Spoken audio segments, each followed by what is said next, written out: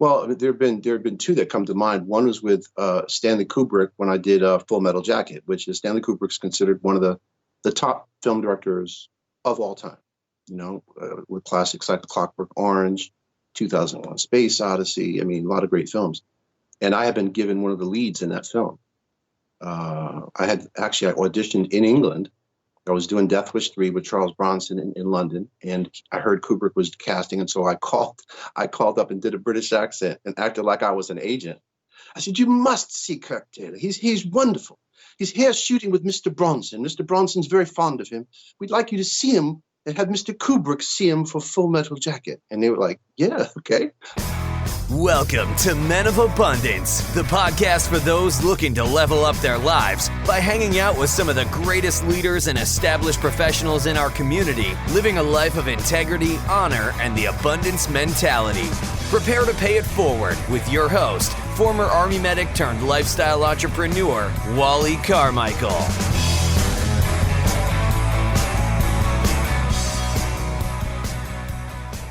What's up, Men of Abundance? I am Wally Carmichael, your founder and host of the Men of Abundance podcast, the Pay It Forward community, proving to you that you can, in fact, live a life of abundance and prosperity on your way to having more, and I truly believe it's your responsibility to do so. Now, listen, I get it. Some of you have been kicked down. Many of you have been kicked down. We've all been kicked down once, twice, some of us several times. And when you truly know what it is that you want in life, when you know what your purpose is, and I believe the only way you can really realize what your purpose is to be involved and just put yourself out there and experience as much as possible. But once you figure it out, what it is, what you feel deep in your soul, what gets you up in the morning and what you should be doing, but you just feel that you're not getting the results that you feel you want to get, you keep pushing forward. But listen, guys, where many of you are making a huge mistake is you're trying to push forward alone. You're not bringing anybody else into your dream. You're not bringing anybody else into your life to help you with your goals, your projects, and your dreams. And I find this to be a huge tragedy, not just because you're not reaching your level of success that you want, but because the people that need what you have to offer in your products and services or in your message or whatever it is that you're delivering that you know you need to get out to the world, others are not receiving that. I want to help you get your message out. I want to help you set yourself apart from your competition if you're in an industry where you have competition in your area or even if you're online. And I'm in a position where I'm prepared to help you with your biggest business problem that you feel that you have. And I'm not going to charge you a dime for it. Seriously, no strings attached whatsoever. Just go to menofabundance.com/MDP. menofabundance.com/MDP. There's a very short video there that explains in part how and why I'm able to show any business owner how to find at least $50,000 in their business in 45 minutes. I know you may think that sounds like hyperbole, but just go watch the video and you'll see what I'm talking about. Now, our featured guest today definitely knows the experience of being kicked down and getting back up multiple times and bigger each and every time. And you may have seen our featured guest on various films and TV shows such as Full Metal Jacket, Death Wish 3, The Last Dragon, School Days, as well as Law & Order, Chicago Hope, All My Children, NCIS Los Angeles, and many other feature films and TV shows. His latest project is one he is super excited about, and I think you will be as well. We have that conversation today. Men of Abundance, it is my pleasure to introduce you to Kirk Taylor. Kirk, welcome to Men of Abundance, man. How you doing?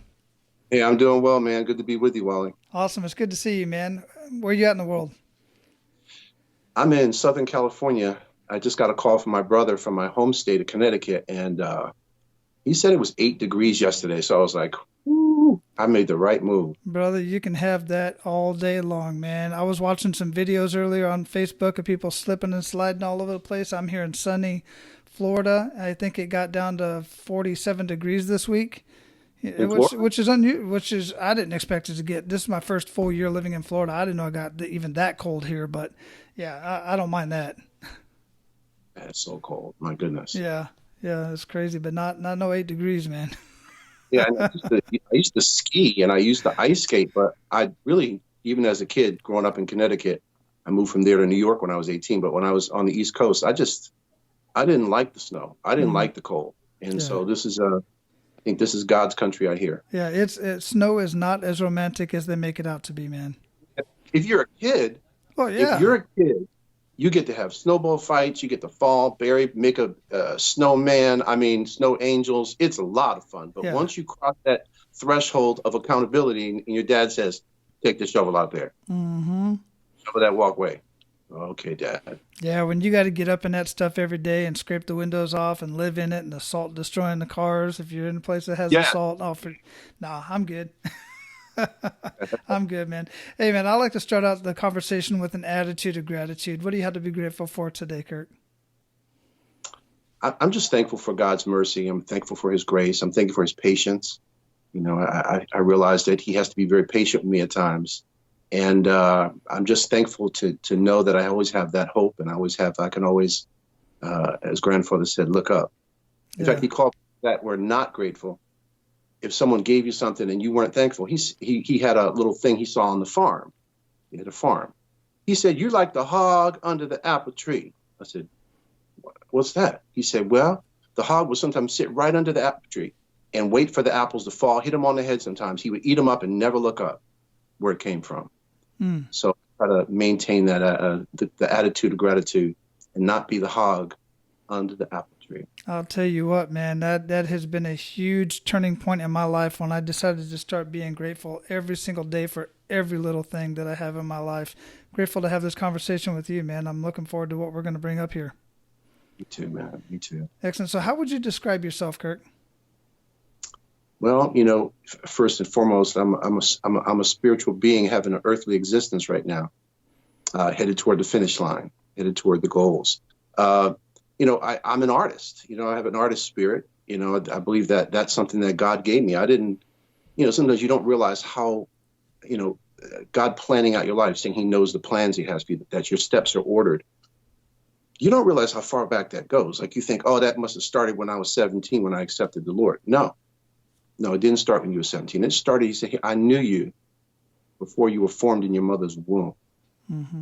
So I realized that he had his hand on me. And then as I look back, sometimes, you know, that poem about looking back and seeing that Jesus was carrying you, I can look back and say, oh, wow. So I had that curiosity. That's one of the things that really marks me, is a curiosity about life. And I was always like that. I found some old baby books that my mother had, and she described it. I was like, oh, wow. So that was there then, asking questions, wanting to understand how things work, trying to get inside of stuff, which is a perfect attitude as an artist. You know, I believe I'm kind of a Renaissance guy. Well, a Renaissance man, in that I have musical abilities, I have acting abilities, I can teach.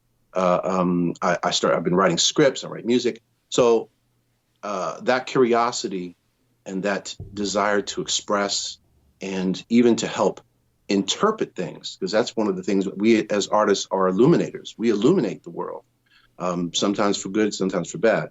But our product, as they say, Washington is the seat of power, but Hollywood is the seat of influence. And so it's a challenging job to do, but it's something that as I said, I really believe that I've been created to do this. And every time I've tried to leave, like, you know, sometimes you're not working. It's a tough life. I mean, you don't know when you're going to work. You're trying to create product for yourself too, but you're very often at the, you know, waiting for someone else to call you. I had an audition for a big TV show for a new recurring guest star a few days ago. And it's it's one of my best friends that is the writer and the showrunner on it. But even still, I have to wait. And that sometimes isn't easy. And so that's been an interesting part of the journey, to learn how to be patient, to learn how to wait, and at the same time, trying to push forward at the same time. I was at the end of my rope several years ago, and I was like, you know what? I was so clear that God said, come to California for your film and television career. Now, I've done a few things here. I did NCIS Los Angeles. I did this. I said, but I'm not working much here. It's not really, this doesn't seem right. Maybe I heard it wrong, or maybe it's over the season. And so I turned to my wife. I said, hey, can you pray with me right now? She said, all right. I said, well, just pray that God would be really clear about what he wants me to do, because that's the most important thing to know, isn't it? I mean, to know that you're on the right path. I mean, because if you're on the right path and you know it, you can deal with a whole lot more than if you're just stumbling on a path and saying, I don't know if this is the way I'm supposed to go. If you don't know for sure and you start dealing with adversity, you're going to run. You're going to retreat, or you're going to make some bad mistakes. And so I asked her to pray, and she prayed that, if it was God's will for me to continue to act, that he would make it very clear. I said, make it very clear. And if it's not acting, make that clear. If you want me to go back full time to teaching, or if you want me to concentrate on these 100 songs I've written that no one's heard, you let me know. And so she prayed, she gets up. I didn't even get out of bed yet. I was making my way to put my leg over the edge of the bed, and my phone rang. And I picked it up, and it was Martin from Central Artists, my old manager. And Martin said, Kirk, this is Martin from Central Artists. I said, oh, hey, man.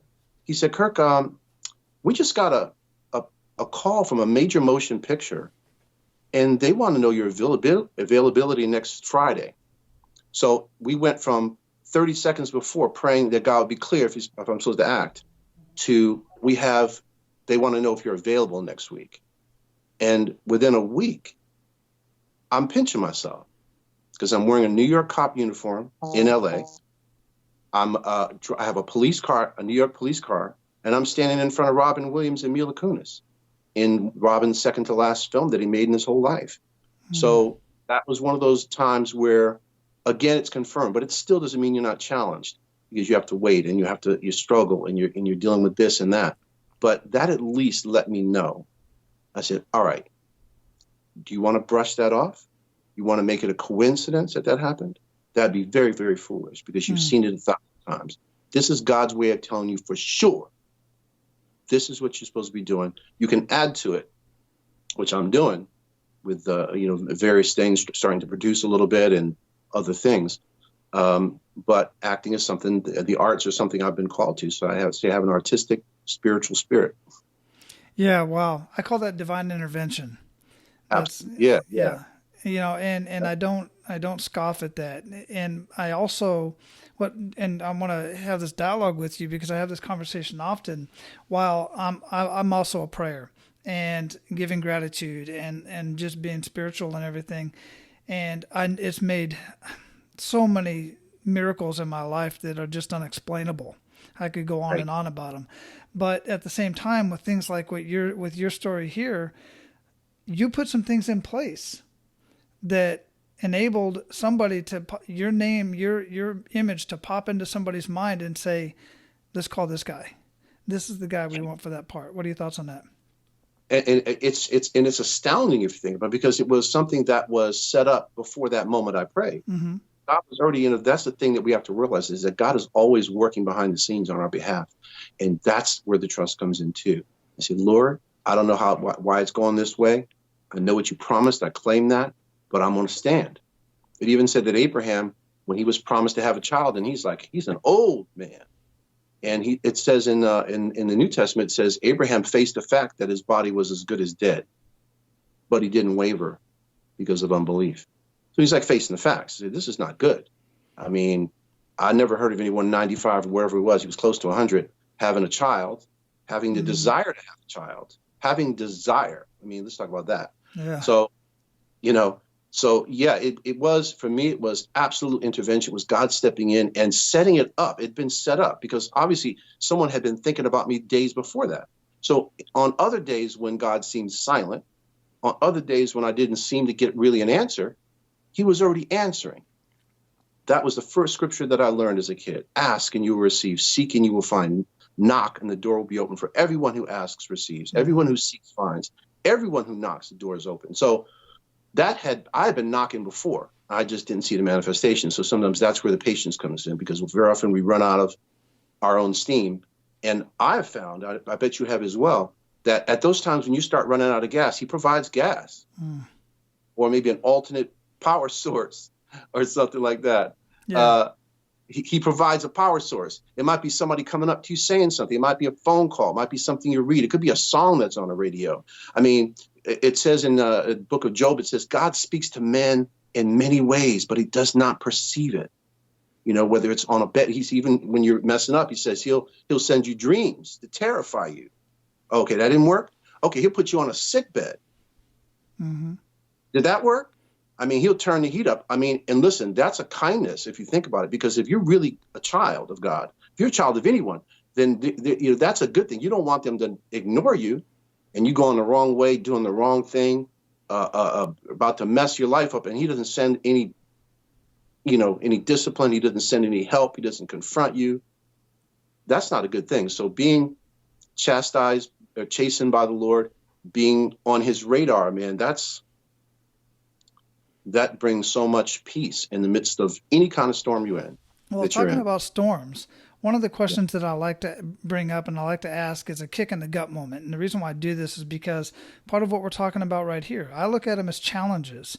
And I look at them as a chance to grow. I don't see any form of failure as true failure unless you just choose not to learn from it and not repeat that activity or whatever the case may be. But if you would, share with us a kick in the gut moment and really make us feel that. And then we're going to kind of get into, what did you take away from that? What did you learn from that? Did that change the trajectory of your life at all? Well, there have been two that come to mind. One was with Stanley Kubrick when I did Full Metal Jacket, which is Stanley Kubrick's considered one of the top film directors of all time. With classics like Clockwork Orange, 2001: Space Odyssey. I mean, a lot of great films. And I had been given one of the leads in that film. I auditioned in England. I was doing Death Wish 3 with Charles Bronson in London, and I heard Kubrick was casting, and so I called up and did a British accent and acted like I was an agent. I said, "You must see Kirk Taylor. He's wonderful. He's here shooting with Mr. Bronson. Mr. Bronson's very fond of him. We'd like you to see him and have Mr. Kubrick see him for Full Metal Jacket." And they were like, "Yeah, okay." They set me over, so I got the role. Showed up for Kubrick and told him a joke. Within a few weeks, I had gotten one of the leads, like the third or fourth lead. And I got a call at one point from Stanley's right-hand man, Leon Vitale. And Leon said, "Kirk, sit down." I was like, "Okay." I didn't sit down, though. I was like, "I'm not sitting down. What kind of bad news is this?" He said, "Listen, Stanley's been reading the script. And he said that he doesn't think you're dark enough to play the role." I said, "What are you talking about? The guy's from New Orleans. He's Creole." I play Creole all day long in my sleep. He said, "No." He said, there are lines like Jungle Bunny, Spear Chucker, and some other things, Jigaboo, and some other really negative words. And he says, "No, we're really sorry." And so I hung the phone up. I literally collapsed on the floor, right, in my kitchen in Astoria, Queens, 4308 Newtown Road. I fell down on the floor. I cried to get it out. I sat up, wiped my face, and I said, "Not without a fight." And so I went on a prayer campaign. I went on a call. Everybody in the world that's even connected, that even knows Stanley Kubrick. Michael Winner, the director from Death Wish 3, called British Equity. In other words, it's that whole thing about, praying as if everything depends on you, but working as if working as if everything depends on you, and praying as if everything depends on God. Mm-hmm. Like I prayed as if it all depended on God, and I worked as if I was the only one working, right? As I was given release to do. And they called me back a short while later and said, "Listen, Stanley doesn't want you to misunderstand." He said, "You're one of 3 actors he picked from tens of thousands of tapes. 2 or 3 actors." He said, "He wants you in the film." He said, "But it just doesn't work for that role. So we're going to give you the role of Sergeant Payback." And I was like, "Well, first of all, I don't care what they gave me. Just give me something, get me over to England." Because I was, as we often do as artists, I spent the money. I thought I had money coming in, so I spent everything. And so I was ready to leave. So him not giving that to me was, it was devastating on 1,000 levels as a young actor to work with one of the great directors, to go to travel back to London. To have money coming in again, good money. And so I got there and they said, "Okay, you're going to be here for 2 weeks." I was like, "Oh man." The other character, which eventually was called 8 Ball, was going to be there for a long time, like a year. So I would have cleaned up. Yeah. It happened. So they said, "You're a weather cover because it rains so much here. We just need indoor scenes. We call them weather covers. And when we can't shoot outdoors, we shoot that first. But if we don't, we'll come to you and do the weather cover. You'll be out of here in less than 2 weeks." Well, I was there for almost 4 months. It did not rain in England. They said it was the driest period in 25 years in England. It was dry. It didn't rain at all. I remember it sprinkled one day and stopped, like after 3 months. And finally they said, "Look, we're still paying him. He's been here for almost 4 months. We need to get him out of here, man. Let's just shoot the scene when it's sunny. And so that was God's way of I've heard one author called it a God wink. God said, I got you. Okay, they may forget about you. They may, forget your name. They may push you to the side, but I don't. And I'm the one that's in charge. I'm the one that owns the cattle on 1,000 Hill. I'm the one that owns all the gold and the silver. So it's not even theirs. They think it's theirs. So that was one of those times where I was devastated at first. I was devastated with that one. I've been left out of credits. I went on MacArthur Park, which is something with Billy Wirth that I did, indie film. I played a great role of this cop, and I watched it and loved it. And we look up at the end of the film, and I'm so proud of myself. I said, oh, my gosh, I believe that cop. I believe that's a cop. That's not just me. And the credits start rolling, and my name's not in the credits. I mean, if you know the process of, having a hunger, a desire, a dream for acting, and then training, actually going and do training. I got 4 years. I got really 10 years of training, but 4 years at NYU with Strasberg. And then you get an agent, and then your agent gets you an audition, and then you will actually book the audition. Then they actually make it to set. They don't cut you before you get to set. Then they shoot you. Then they edit you. You're still in the film. I mean, that's a big process for us as actors, right?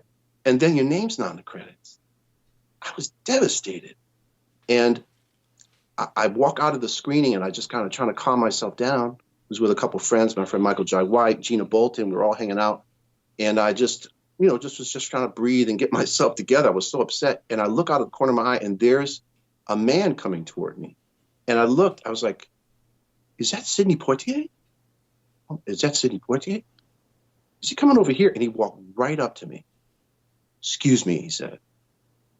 Did you play the cop? I said, oh, hi, Mr. Poitier. Yes, I did.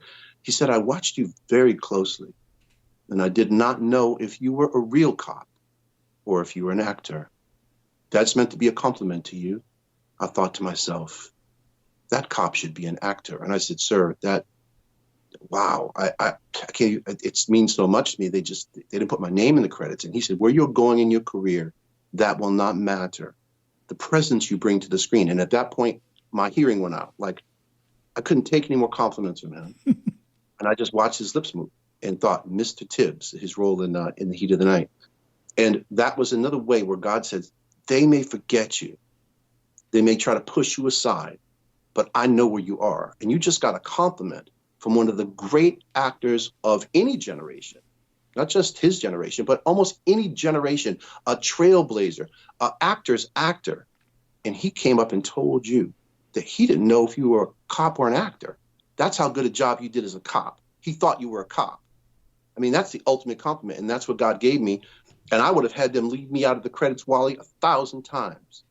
I would have done the film for free just to have Sidney Poitier, the Academy Award winner, come up to me and say that. I wrote him a letter later, and I said, sir, thank you for your kind words. I said, and I want to just quote this, that the final test of a gentleman is how he treats those can be of no possible benefit to him. They can't do nothing for him.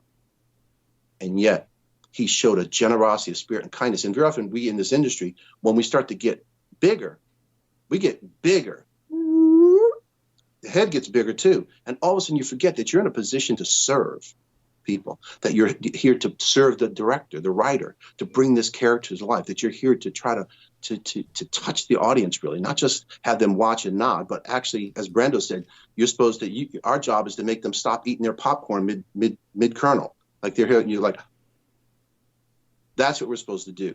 So it's a great position, but it's one that really, I believe that should require humility.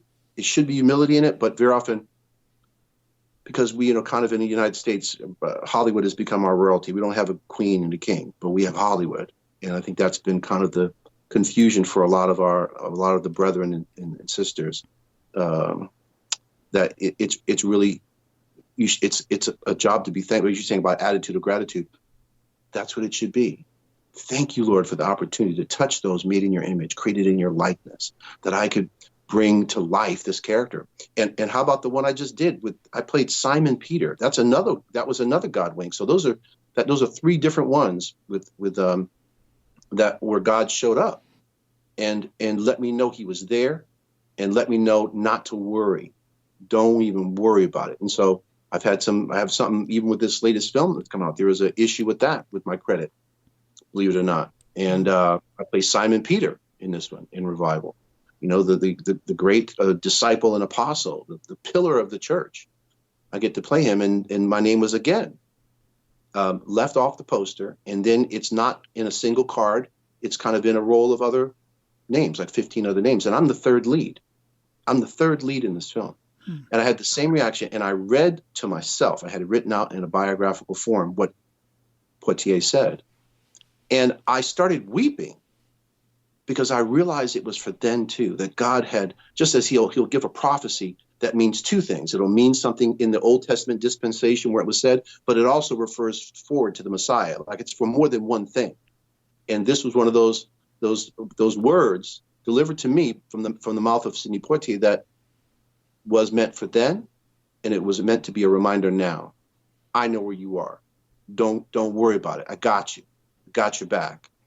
I can do more for you than they can do anyway. And so that's why I'm even moving forward with, doing interviews and stuff about this film, because I believe that there's going to be another, you could call it a God wink, or you can call it a God nod. I like God nod. So you give it, that's a God nod, right? Mm-hmm. So I know there's going to be another one. I don't know what's going to come with this film. I'm very proud of my work in it. I was an honor to, think about being able to play Peter, Simon Peter.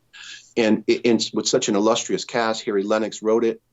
And he didn't direct it, but he produced it and wrote it, and he's in it too, playing Pontius Pilate. We've got Shaka Khan, the great R&B singer. We have Michelle Williams from Destiny's Child, Anthony Azizi, Jeffrey Anderson Guntner, Wendy Raquel. just a host of great people. And so I keep getting those things where God gives me the strength at the time when I feel like I'm running out of juice. He constantly does that for me. And so when I've been kicked in the stomach, and those are some of the instances where I've been kicked. Man, he knows how to blow that air back in. He knows how to reinflate you, and breathe on you. Yeah, I totally get that, man. So Revival, when is this coming out? Well, we had a soft opening in December. We opened in 10 cities, including LA, Detroit, Chicago, Atlanta, and it did very well. In LA, they didn't have, the attendance was not up because they didn't do the advertisement they did in other cities for some reason. But the test went really well. People were it's very moving, man. It's because it's such an unusual telling of the gospel. If you want to see a different version of it and kind of taking some artistic license, not with content so much, but with the form of it, it's astounding. It starts as a play and then turns into a film where the actor playing Jesus, who comes into the theater with his guitar over his shoulder, gets ready in his dressing room, all of a sudden he looks in the mirror and something happens and he falls into the mirror, basically. And next, he's in the first century. He is Jesus, and he experiences those. And then it flashes forward to California in the year 2050 or something, and then it flashes back to the first century. Then it's back on stage down at the Nate Holden Theater. It is insane, and it is beautiful. Yeah, it sounds like exactly the type of show that my wife and I like to watch. Oh, dude, I think you would like it, man. It's like, I call it Jesus Christ Superstar and Godspell meet 2001 Space Odyssey. Very cool. Very cool, man. Much respect, dude. I'm serious, because even when I was a little guy, a lot of kids want to be actors because they see all the fame and glory and all this kind of stuff. But I've always just been kind of a joker and just playing around and having fun and everything. So I ended up joining the Army. But even along the way, I had guys over. I had a commander who got out, and he's done some pretty big roles in different TV shows. But I'll tell you, what you were talking about earlier and it being a blessing, it truly is, because I really get caught up in the story, but I really love watching the specific actors. And you see the ones that are great and the ones that are not so great. And when a facial expression can give you chills and make you cry or get you angry, and you get caught up in the character, it's just an amazing thing to watch. And I really do. I love to study it. Oh yeah, that's it, man. And there are different levels of acting, of course. And there are some that you watch and you say, "Hey, that's good. Yeah, right, yeah." And others you watch where it takes your breath away a little bit, where you say, "I know that pain, I know that joy. Oh my gosh, I know." It's a gift. I think of it as that we, as an actor, if you want to go and work that deeply, because not everybody does, to really work from yourself. You're still playing a character. It's not you. We're not crazy. We know it's a character. but you're still using aspects of yourself. You're using things from your, as Brando called it, your emotional mechanics. So I use my emotional mechanics, and I know how to set those things in motion. And so you're able to do things and have people hold someone a little tighter. Or I heard two things. One was the Philharmonic director in San Francisco. He was saying that the greatest purpose of art, the highest form of art, is to glorify God and to refresh the human spirit. To glorify God, refresh the human spirit. And I would add this, to challenge the soul of men and women, because art can do that as well. When things are brought up and you think, wow, that's not right. Or, I can't believe I didn't know that. I didn't know that was the history behind it. So it has a great potential to, acting can, through film, television, on stage too, really. You can't see the full expressions, but it has the opportunity to really impact someone's life, someone made in the image of God. And this guy, Richard Boleslavsky, my teacher was Lee Strasberg, and Lee Strasberg trained in the 1920s. Before he started the group theater, he trained with this guy, Richard Boleslavsky. He was from Russia, from the Moscow Art Theater with Stanislavski and all the first guy to really systematically try to understand the process of acting and study the great actors and figure out what they did so he could train people to do it. And so Strasberg inherited that. But Boleslavsky, when he came, he said that acting is, the life of the human soul receiving its birth through art. The life of the human soul receiving its birth through art. That's what acting is. And so when you're moved, that's because someone's soul is coming through. There's something that touches your soul, So I think it wasn't always an honorable profession. That's why Udo Hagen wrote a book called Respect for Acting. Yeah. Because it was said, like, look, if it was a tightrope, you think a football player would just get up there and start trying to walk across it? Or somebody who happens to have some musical skills. In other words, where's the respect for acting? You definitely respect tightrope. You're not going up there unless you're trained or have a net. Give me a net. But with acting, very often there is not the respect that there should be, and understanding what it takes, and also really protecting artists. Because if you think about the kind of people that are drawn into the arts, there's usually an unusual sensitivity. There is some kind of unusual insight and an understanding of things. And very often there are directors that I've worked with who didn't understand the artistic part, really, and the courage it even takes to go up there. I mean, let's just talk about that. How about at every performance, I don't care how bad it is. I learned from my teacher, who's Sidney Poitier's cousin, actually, Barbara Covington Poitier. And Barbara said she could always go backstage, and I do it now, go backstage and say, congratulations, thank you. Because they dared, they tried it, they stepped out. A lot of other, timid souls who were sitting on the couch or, hiding behind the bureau or whatever it is. So there's a certain amount of admiration you have to have for people to do it. Hopefully you're skilled to do it. And hopefully, in this context, I would say, hopefully you're called to do it, because you don't want to go into something. There have been plenty of people that have gifts to act, but haven't had the strength to withstand the pressures that came, whether it be through drugs or just, a lot of horrible things have happened. People just, I was just talking about Robin Williams, who, I love that guy. And being with him that day, eating lunch with him and talking to him and making me laugh. But I could see his sadness. Yeah. I could see it. My wife was actually fortunate enough we were in Hawaii at the time. We lived in Hawaii, but every year she goes somewhere with her girlfriends from high school. She grew up in Panama in Central America. This year she was in New York at the David Letterman show, actually. And that was the night that Robin was there. So she was able to see him in person. God. Like and, one of the questions that I have for you is something that I've been thinking about, because I'm real big on getting in the right state before I get on a call like this. Sometimes I'm not always having a great, just in a great mood, something's going on, but I always make sure I'm in the right state before I get on the call so I can have a great conversation. Before I do anything, I got to get in that state of mind. And I know actors, I've known of some actors, they just stay in character, stay in that state. And I know some, like, who was the one that he played the Joker? Heath Ledger. He, Or it was yeah, yeah, exactly. And it's got to mess with the mind. The one movie that really got me thinking about this was Stranger Than Fiction. When she was writing the book and she's killing people. That she kills people in her head for a living. That's got to mess with your head a little bit. So I'm looking, think about one of the movies you played on Full Metal Jacket. And you look at Vincent, who played Pyle. That was a crazy character, and that dude had the crazy eye. He gained 75 pounds. Nobody even talks about that. And that's the point. That's my point. You got to change. You physically change your body and your mind, and that's got to take a toll on people at some time. What are your thoughts on that? Well, that's a great subject. When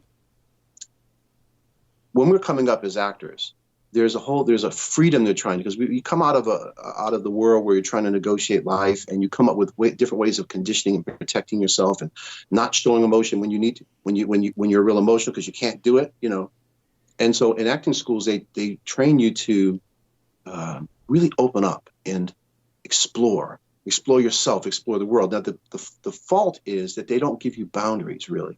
I mean, so if you were not a spiritual person or had somebody in your camp who has some wisdom about things, then obviously that could turn into excess, right? That could turn into indulgence. That can turn into things that would obviously not please God, right? And so that's something we were never given. So it's always freedom for freedom's sake almost. It's almost like, let it go, try it. Dive in, do this. There are actors who have taken roles and say, I just wanted to be free, so I did a nude scene just so I could feel free. I was like, wow, that's not where freedom comes from, first of all.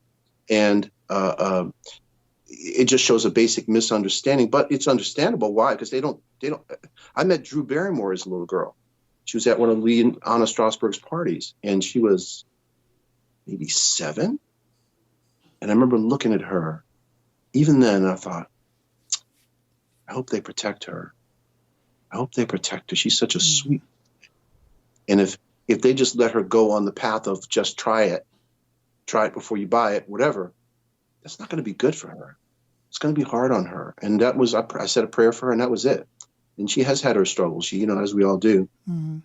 So anyways, the preparation, they teach you that. So then when you get into the role, you jump in with both feet, like Full Metal Jacket. I started interviewing Vietnam veterans. I've interviewed a lot of Vietnam veterans. I was reading books. I had books of poetry.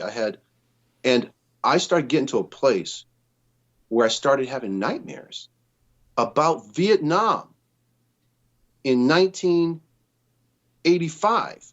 I'm having Vietnam's been over. I'm having nightmares about Vietnam and about children. So you want to put yourself in there, but you also want to have safeguards. Safeguards like one of my acting teachers, David Gideon, said years ago. He says, never, ever get involved with anybody that you're working with. He said, because you don't know, that's your job to make yourself believe, whatever way, by hook or by crook, to make yourself, you believe that you love them, that they're the one that's written in the script that's for you. But afterwards, he said, it's very easy, and it happens 1,000 times with actors who get confused on the set. They get confused. That makes sense. And end up marrying them. Mm-hmm. And then wake up in the middle of the marriage going, oh, shoot, that was preparation for my character. So it can be very problematic. Pacino had a hard time letting go of stuff. I had a hard time I did a film called Streetwalking with Melissa Leo, the Academy Award winner, Leon, Dale Metcalf, Joanne something directed. I can't remember her name right now. And I was playing a pimp named Spade, and I had these parachute pants with a buckle. I had this studded shirt with glass. I mean, it was just, I went all out on it, and I really trained with some, as actors talking about the training part. I trained with some criminals because you're trying to get inside of a thing, and so at least getting understanding. There are different ways to work your way into a role, or work the role into you. And so I went up to the Bronx, to the Boogie Down Bronx. And I spent time with Gooby D. I doubt he's still alive, but he was there, and he taught me a style of fighting called, I think it was called Prison Yard. It was a Prison Yard? Prison Yard fighting. It was for Roger Corman, and he loved that scene. But afterwards, Julie Newmar was in it from the original Catwoman. Antonio Fargas from, what was he, in Huggy Bear in Starsky and Hutch. So I had some good people. Afterwards, I went back to acting class. I try to stay in class if I can, even when I'm not working. And my acting teacher, David, said, "Kirk, what are you doing?" I still had the tail. I had grown my hair out about this long in a braid. I still have the hole from the earring, and I do wear earrings, but I had the earring from the film. I was still wearing the clothes, some of the clothes. He said, "Your father's a dentist. You're from Connecticut." Oh, okay. So that's how you get lost. I mean, there are things you grow from as an actor because you have a chance to study things and, learn how to do certain things. And that's a great fringe benefit of acting. You don't have to go through the same risk. I can play a dentist, but not have to go to medical school like my dad did. I don't want to be a dentist. So, so we do get caught. And that's where also you have to bring yourself back. You got to have people around you like I had. You need to have a spiritual foundation. You need to be staying on your knees before the Lord and asking for his intervention. I've asked him to coach me. I said, "Lord, I need you to coach me on this role." Even the last one, I'm playing a character, the audition I told you about that I'm waiting to hear about now, and I'm claiming that audition. I'm claiming it's a great role, and it's the guys from New Orleans as well, just like Full Metal Jacket. The Creole guy. It's a Creole character. Nice. I was like, "Oh, it's mine." Yeah. So I'm staying on my knees. I'm asking God to help me. I asked him to guide me, and I said, "Listen, I'll give you control over the doorways of my life." It says in Revelations 3:7, it says, "What I open, no one can shut. What I shut, no one can open." I was like, all right, shut the door if it's not from you. Even if I like it, shut it. But if it is for me and they try to shut it, they can't shut it. It says that they cannot open what you've shut and they cannot shut what you've opened. I've used that a bunch of times. And I've had times where roles fell through and I was pulling my hair. I was like, why did I pray that? And then other times when it was like Full Metal Jacket. It was over. It was done. Mm-hmm. And there have been other things like that too, where it was done. I wasn't going to get it. I'm out. And then it turned back around. So, keeping yourself centered spiritually and having good accountability and good people around you that can watch you and say, "Hey, you're tripping a little bit. Yeah. You're tripping." Stop. That's important. That's huge. And I'm glad that you put it that way because one, having faith in God and having, people by your side who are going to say, "Hey, your dad's a dentist. Who are you trying to be today?" That was your character before. That's not who you are. I forgot my dad was a dentist. I literally did. I was this street dude. Yeah. I was crazy. I can see it, man. I can see it working like that. That's crazy. So, brother, we're at the point where we're going to pay it forward to our abundant leaders. You ready to do that, man? Yeah, absolutely. Excellent. So share 1 to 3 actionable steps that men of abundance can take today. Well, I think the most important thing is what's kind of a twofold thing, of really searching your own heart and asking the questions about what is it that I cannot live without? What is it that I feel like I have to do? Like the thing I can't drop, the thing that is hunger inside me or a burden. It says the word vision and burden are the same word in Hebrew. So God said, "I gave you a vision." It means I gave you a burden. So what's your burden? So really it starts with introspection and introspection before God's light too. I mean, like I did many times, like I've been willing to lay this down many times. And I know other actor friends of mine that God just could see. He says, where do you think the light's needed more? In a dark place or on the beach? No, you need it at the beach during the day. No, you need it in a dark place. So first of all, to search your heart, to seek God is kind of the second part of that. To really seek God about whether or not you're seeing things right. Is this what you have planned for me? I know what I want, but is this your plan for now during this season? So that's the starting point, is that prayer and that introspection, and to really spend time with it. I mean, I had to go away before I was told to go to California for film and television. I went away to Atlanta to a friend's house and prayed for 2 weeks, fasted and prayed. Those are really important tools. There's things you can get from fasting, and I'm kind of talking to myself because I don't feel like fasting right now. I don't want to fast, but that's one of the disciplines that the Lord left us and said we would fast. And that there is something about turning your plate down, denying a legitimate need, and saying, "Lord, this is for you." And every hunger pain, I say, "Thank you, Jesus. Thank you for allowing me to be in this position with you. Thank you, Lord, that I could deny myself to embrace you and your will for me." I mean, that kind of rounds out the first step, really, of prayer and introspection and fasting as part of that prayer, right? From there, it's about really being hungry about the field that you're in and soaking up as much as you can. Find out where it's happening. Watch other people. Talk to other people. Go to plays. Get in plays. Get the training that you need. That's these days it's even more important. Even at the level where I'm at, I have to make sure, like even going in for this audition the other day, I was like, I'm going in for one of the toughest casting directors in the world. And afterwards, she was gushing about me, and I was a little shocked. But you have to learn your craft, and you got to keep yourself oiled up. So if you're not doing it now, get back in class, or get some friends together that can help you to work on it. I heard that Pacino would do that. It would just be reading plays all day long, and just getting the gears oiled up. So that'd be the second spot, is to get the training. And the third thing would be bold with it. It says the wicked flee where no one pursues, but the righteous are as bold as a lion. So as you're confident in that first step and having your relationship with God in the right place, knowing that he wants you to do this, having received your training, now it's like to step up, not with pride, not with arrogance, but with confidence. And sometimes I think we as Christians can miss that because we're so, especially those with tender hearts that want to really please the Lord, they're afraid to offend him. They're afraid to take a chance that might mess things up or misrepresent him. But once you kind of got your marching orders, you've done your training, you've been seeking him, you know which way you're supposed to go. Now it's time to step up as he leads. Because there have been times I've been told to chill, stop, don't do anything. And then I've been told to do things. So that sensitivity to the Spirit, huge. Think about the resource you have. Think about the resource you have if you can somehow communicate with the God of the universe, who made everything, who sees everything, who knows everyone, who owns everything. Imagine if you could tap into that resource. Come on, what could stop you? And then you just have to put it into action. It says faith without corresponding action is dead. Whoa, wait, I could have faith, but it could be dead, like comatose faith, knocked out faith. Yep.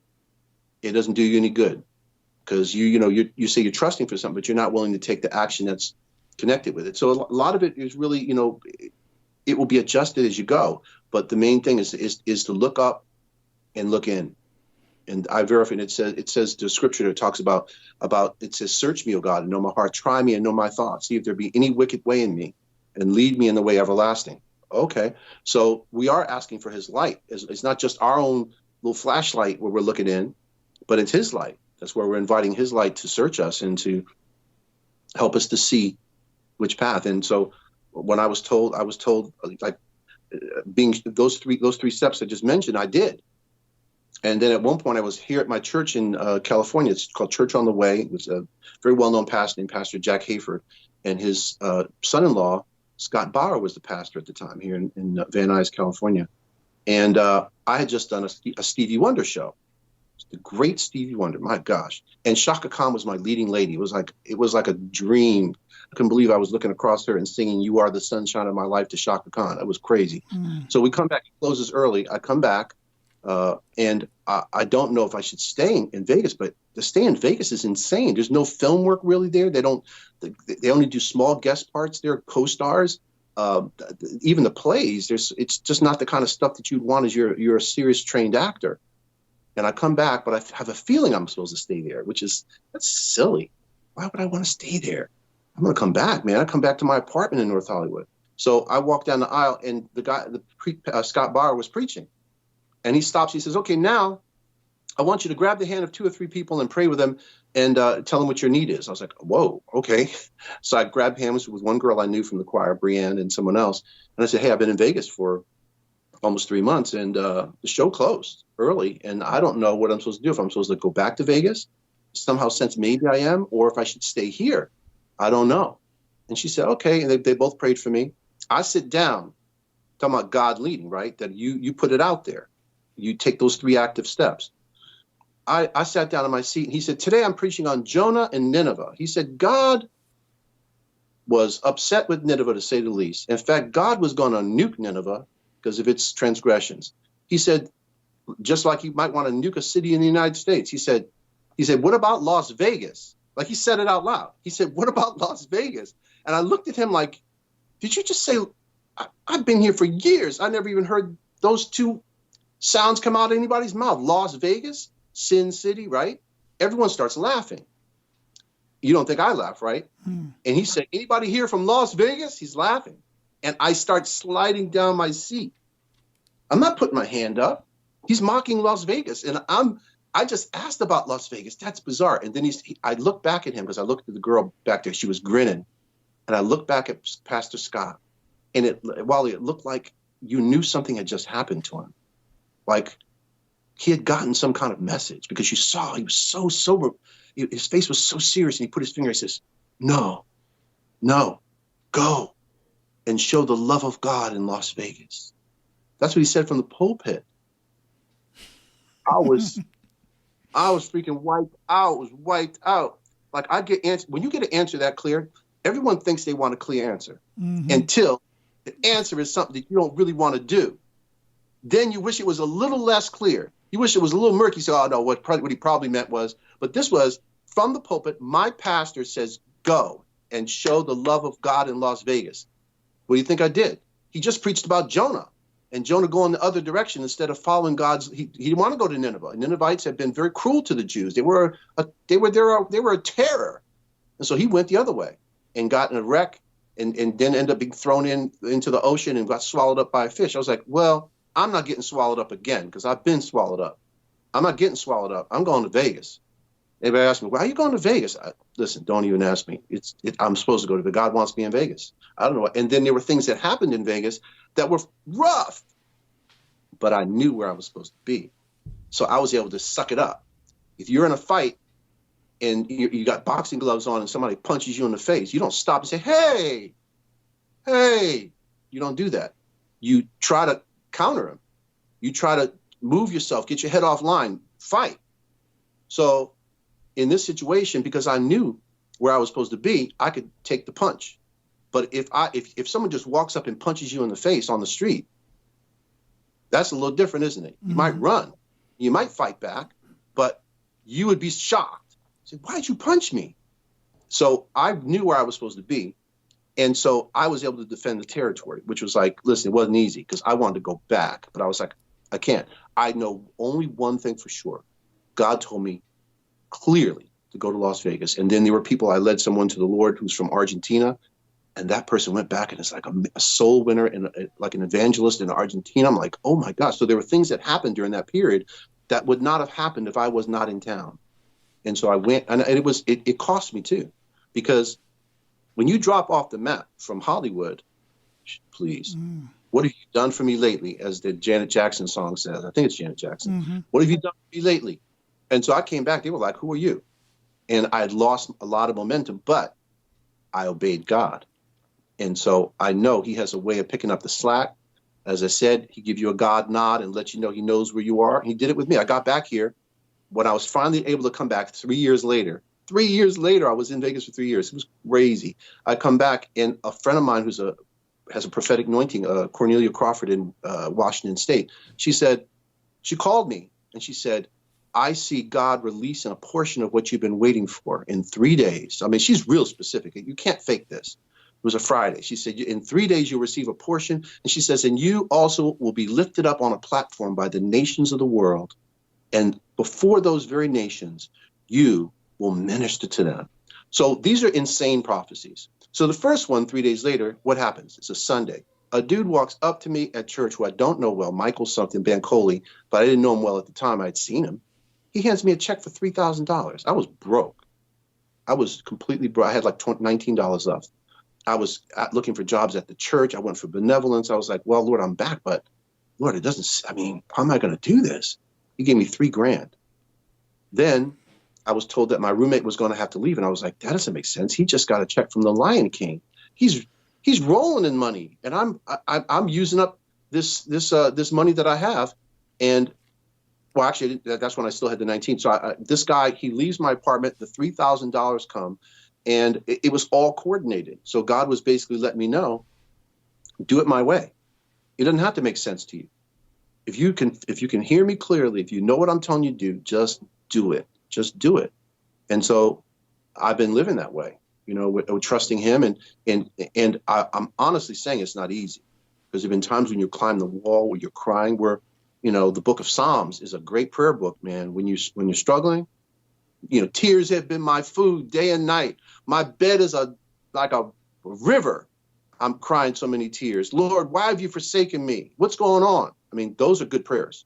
Those are honest prayers. And so those are the kind of prayers that have saved my life, because there have been times when I was like, I'm done. I'm toast. What do you feel holds most people back from living a life of true abundance? Fear. And the big lesson on that is that everybody's afraid. Everybody's scared. I heard a general who had seen men die in battle, do courageous things, die valiantly. General, what is courage? And he said, courage is fear that hangs on a minute longer. So that fear can stop us. Fear of failure, fear of success, fear of being mocked, fear of being ridiculed, fear of being made a fool of, fear of falling down. Those things, I think, can really, fear is one of the only things that really short circuits God's grace. I mean, it short circuits some of the benefits of that grace, I'll put it that way. The fear can, because people have observed that fear is really kind of the opposite of faith. Because faith is trust and confidence that God's going to do what he says, that he's who he says he is. And fear is like, well, what if this doesn't work out? Well, wait. Didn't God say he's Jehovah Jireh, or Yahweh Jireh, if you want to use the Hebrew, the God who provides? Isn't he Yahweh Shema, the Lord is here? I feel alone. He says, I'm Yahweh Shema, which is the redemptive name saying God is here. Or, Yahweh Shalom, he's your peace. God, I'm just in such turmoil. Lord. Well, by constantly going back, knowing, it's like having an inheritance that nobody gives you the will. If you don't read the Bible, you don't know the will.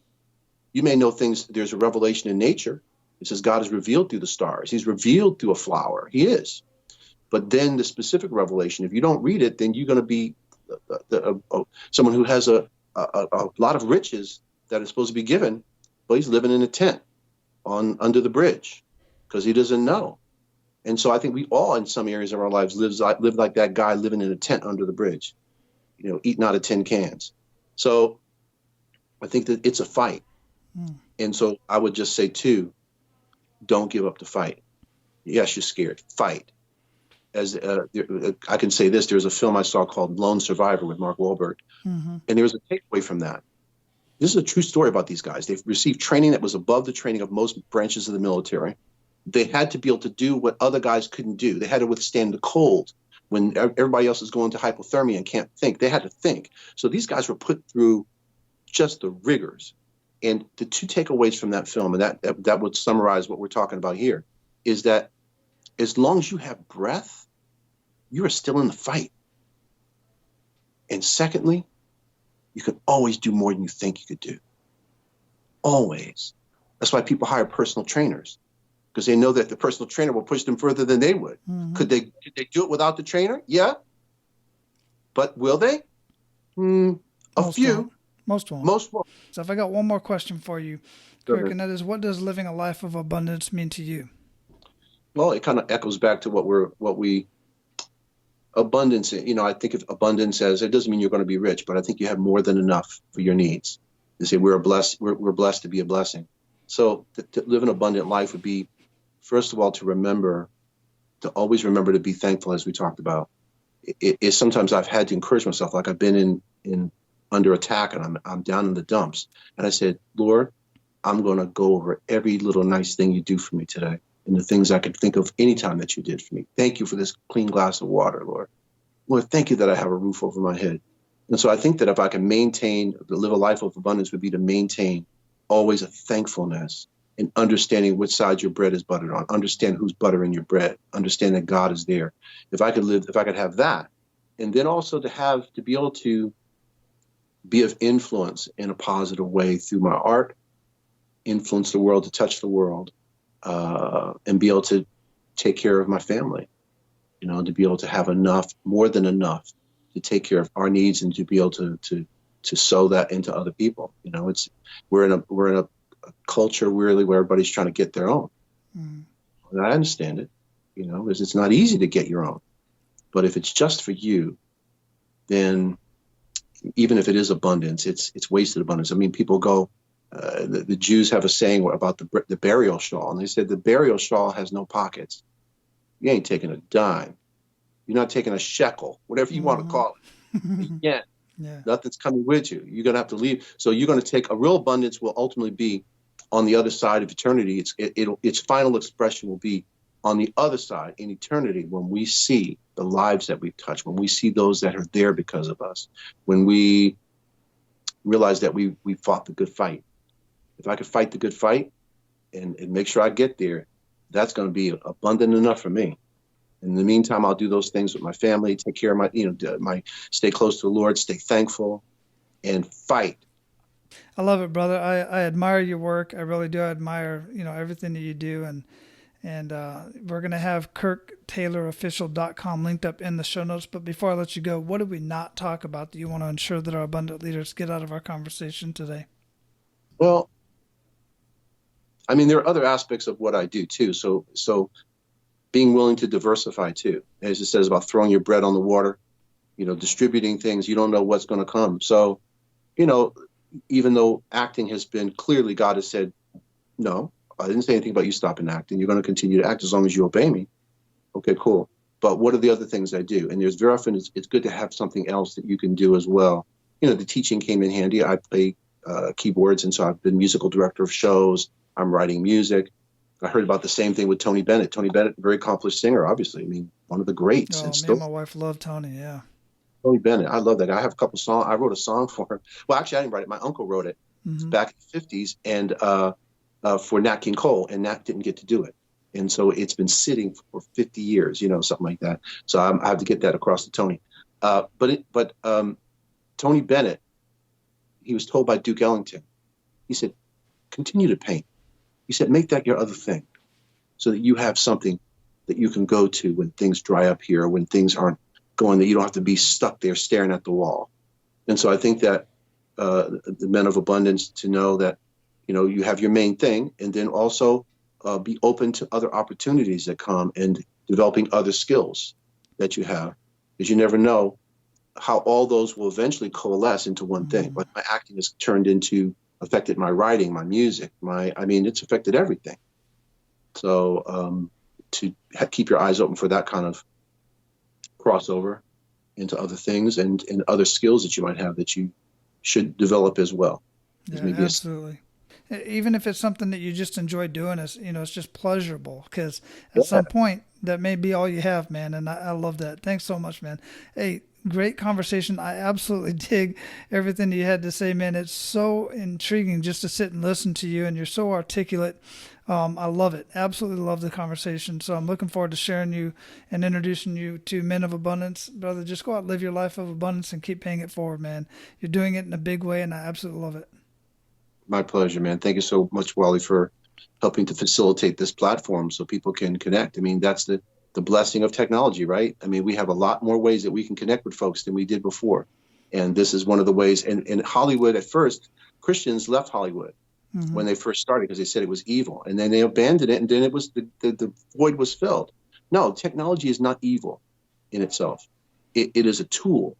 And so thank you for making this tool, helping to make this tool for all of us to connect and hopefully encourage one another. Yeah, I appreciate that. Thanks a lot, man. You got it, man. All right, guys, I know that conversation went a little bit longer than usual, so I'm just going to leave you with this. Go out, live your life of abundance, and make sure to pay it forward. That's all for today, Abundance Leaders. For more about our guests and the powerful information we shared with you today, be sure to sign up for our mailing list at menofabundance.com. We appreciate your time and look forward to hanging out with you on our next episode. So until then, be sure to pay it forward and live your life of abundance.